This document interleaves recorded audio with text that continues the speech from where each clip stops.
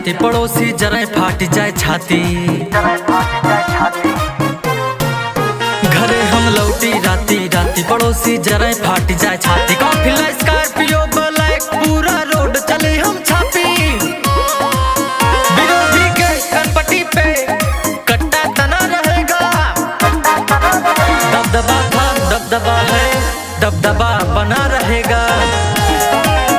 दबदबा था दबदबा है दबदबा बना रहेगा।